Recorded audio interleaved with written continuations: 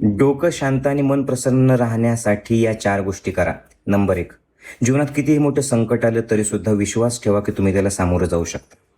Number 2, जेव्हा तुम्हाला कुठल्यातरी गोष्टीची खूप चीड येते तेव्हा लगेचच प्रतिक्रिया देण्याच्या ऐवजी थोडंसं स्वतःच्या श्वासाला बघा, चेहऱ्यावर स्माईल ठेवा, त्या प्रसंगापासून वेगळं व्हा आणि मग नंतर प्रतिक्रिया द्या. बरेच भांडणं वाचतील, डोकं शांत राहील.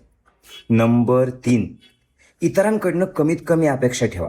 जरी एखादी गोष्ट मनाविरुद्ध घडली तरी त्याला स्वीकारा, चिडचिड करू नका. चिडचिड करण्याने समोरचा बदलत नाही, पण तुमचं डोकं खराब होतं एवढं लक्षात ठेवा.